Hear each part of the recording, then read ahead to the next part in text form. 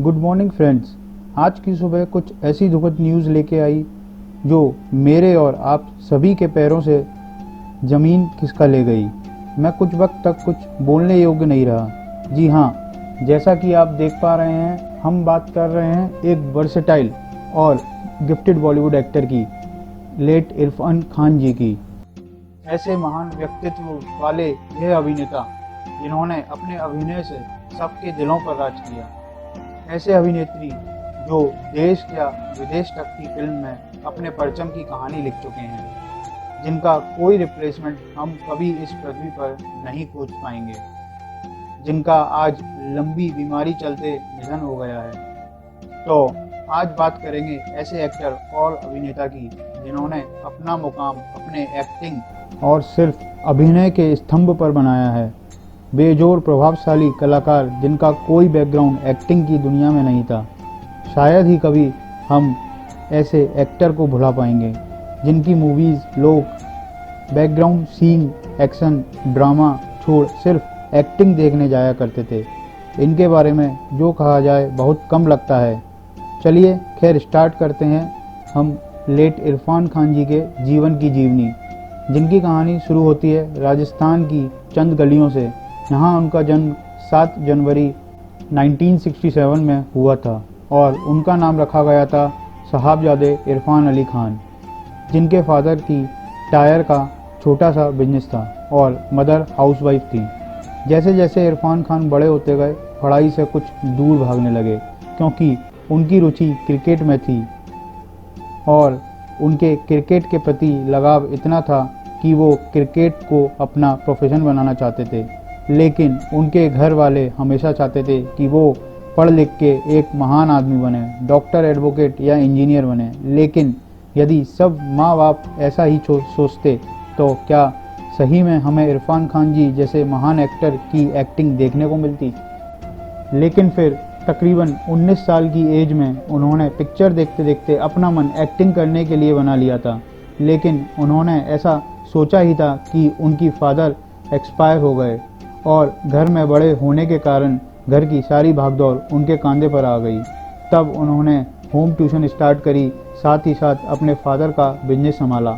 इस जिम्मेदारी के बीच उनके एक्टर बनने की सपना सिर्फ एक ख्वाहिश बनते जा रहा था। लेकिन उस वक्त उनके छोटे भाई ने उनको सहारा दिया और घर की सारी जिम्मेदारी अपने ऊपर ले ली और इरफान खान दिल्ली निकल गए और कुछ थिएटर प्रोग्राम करने के बाद उन्होंने national school of drama theatre में एडमिशन ले लिया, अपने सपनों को और भी बुलंदियों पर ले जाने के लिए। यहाँ उनकी मुलाकात सुतापा सिकदार से हुई, जहाँ उन्हें उनसे प्यार भी हुआ और 1995 में उनकी शादी हुई। और एक्टिंग के स्कूल ख़त्म करने के बाद उन्होंने दिल्ली में ही रह के छोटे छोटे रोल किया करते थे, जिससे उनका मन काफ़ी दुखी रहने लगा था। तभी एक डायरेक्टर ने उन्हें टेलीफिल्म्स में मुंबई में बुला लिया और कुछ छोटे पर्दे के सीरियल्स जैसे चंद्रकांता, भारत एक खोज और चाणक्य जैसे प्रोजेक्ट उन्हें उस माध्यम से करने को मिले।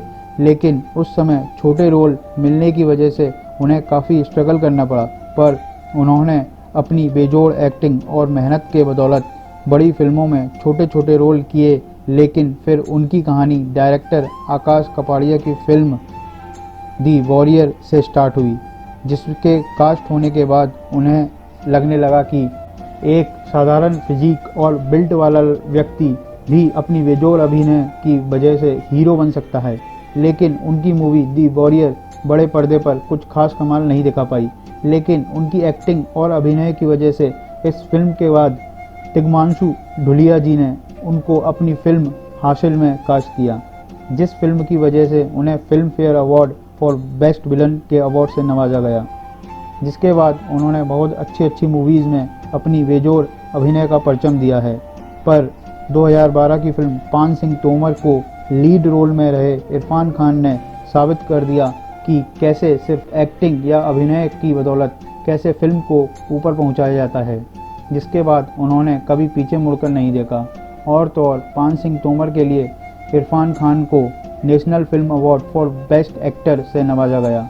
जिसके बाद उन्होंने हॉलीवुड बॉलीवुड मिलाकर कुछ हिट फिल्म्स की, जैसे कि दी amazing Spiderman, life of pi, Slumdog millionaire Jurassic world. Irfan Khan ने एक इंटरव्यू में स्टेटमेंट दिया था कि एक टाइम ऐसा था जब उनके पास जुरासिक मूवी देखने के लिए पर्याप्त पैसे नहीं थे, लेकिन आज के समय उन्होंने अपनी ना भूले जाने वाली अभिनय की बदौलत जुरासिक पार्क में रोल प्ले किया है, जो कि सिर्फ उनके बेजोड़ स्ट्रगल के माध्यम से सफल हो पाया है।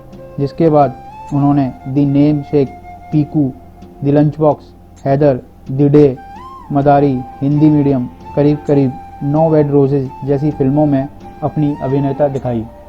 और उनकी आखिरी फिल्म अंग्रेजी मीडियम, जिसमें उन्होंने अपने कैंसर के चलते हुए पूरे प्रोजेक्ट को कंप्लीट किया, जिसके डायरेक्टर होमी अदजानिया ने अपने इंटरव्यू में बताया कि कैसे उन्होंने अपने सादगी भरे अंदाज और सरल स्वभाव से कैंसर जैसी घातक शरीर को तोड़ने वाली बीमारी के चलते हुए इस मूवी का काम चेहरे पर शिकन तक ना लाते हुए खत्म किया।